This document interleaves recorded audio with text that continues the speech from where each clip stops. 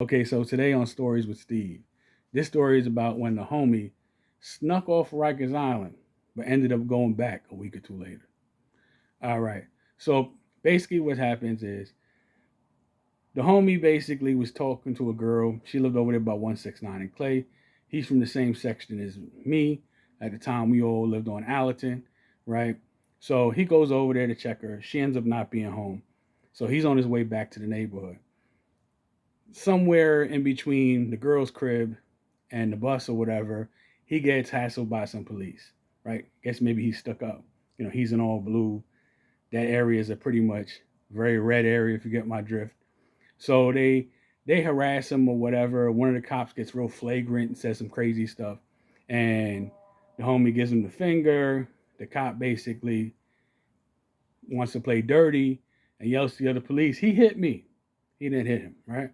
But needless to say, now it's like, I don't know, 9, 10 cops versus him. Cops jump him. He ends up with a broken hand and a broken foot, and they toss him on Rikers Island. So now he's on Rikers Island, angry as all hell, in pain because he's got a broken hand and a broken foot, right? And he's the type of dude that's always plotting and scheming and stuff anyway. So he wants to get off the island. He feels like he's there unjustly, but he's crazy. And like I said, he's always plotting. So he doesn't think maybe I should get a lawyer and, they got me in here on some BS, whatever. No, his crazy ass finds another way. So what he does is, back in those days, they had some kind of identification cards for each inmate, you know, which they can utilize, I guess, in different parts of the building or even when they're going to be released from Rikers. So he somehow obtains another inmate who like resembled him a bit, right? That was going to be released in like the next day or two. So he gets this, obtains the ID, hobbles over because mind you, he's got a broken foot and a broken hand. Hobbles over to where they would release the inmates at. They look at the information. They think he's the guy. He he gets released. He gets on the bus and then he's out of there. Um, Basically, normally too, in those days at least, when you got a call from Rikers Island, it was either a collect call or if the person had a little bit of money, you would hear "Please hold, speak," or maybe they would say the person's name, but you always get that collect or please hold, speak. And one of the homeboys, he called one of the homeboys, and he's like, "Yeah, yo, I'll be over there in like 2 minutes or 5 minutes or whatever." And then the homie comes to my crib, meets with me and coffee, and he's like, "Yo, I just got a call from so and so. He told me he's gonna be in the neighborhood or whatever, whatever, whatever." And he was like, "A collect?" When I was like, "A collect call?" He's like, "No." We like, "Did you hear the police hold?" No. We were all confused, right? So we're all chilling on the block. Who pops up? The homie.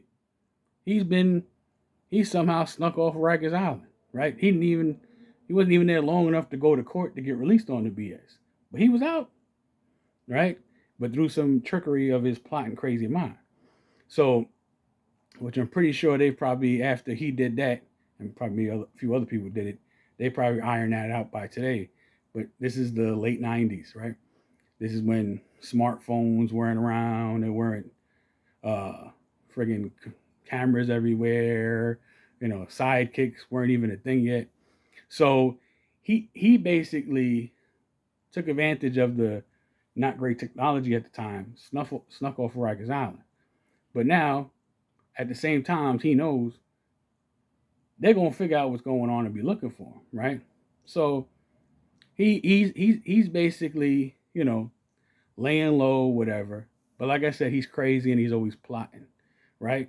He's crazy and he's always plotting, and this is kind of partially his downfall. And towards the end of the story, he was always plotting on his enemies and so on and so forth. And he wasn't your average dude.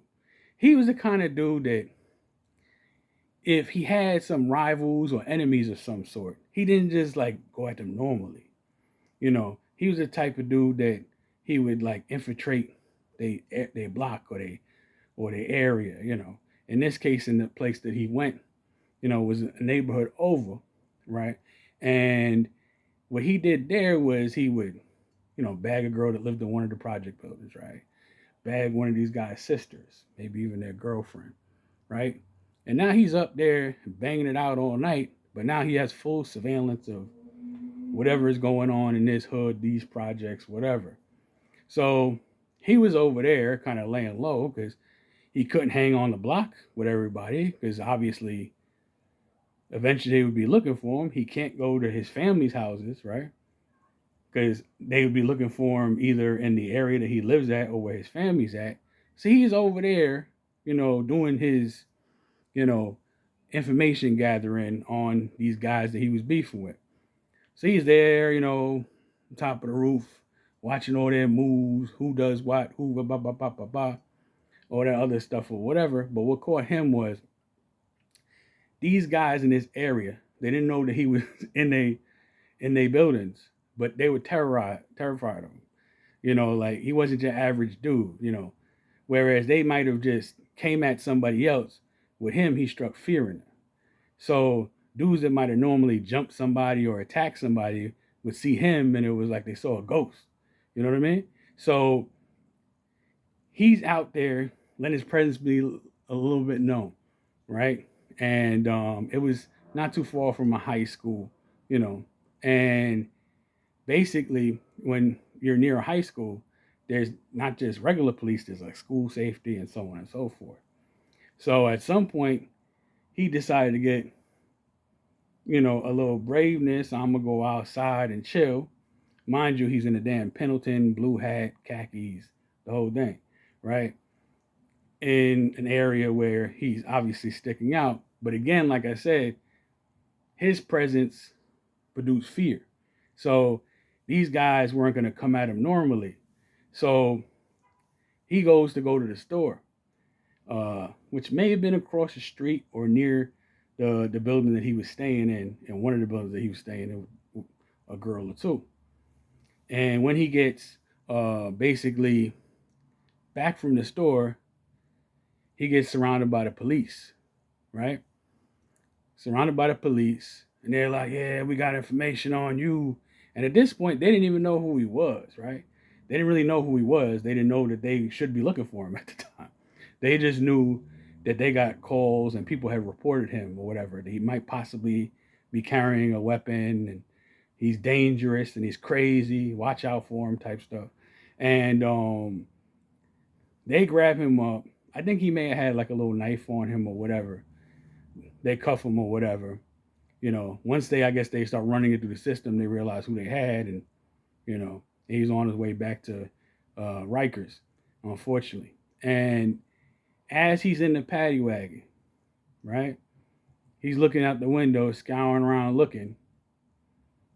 Some of these same dudes who are supposed to be so tough and so rough or whatever, as he's in the paddy wagon, are like, so we know what went on there, you know. And he's the kind of dude that he's been in and out of jail and out of prison so much. But this is just one of his crazy ass stories. I'll give you some more. But that's how he snuck off of Rikers. Ended up back on Rikers within 2 weeks. So, not your average dude.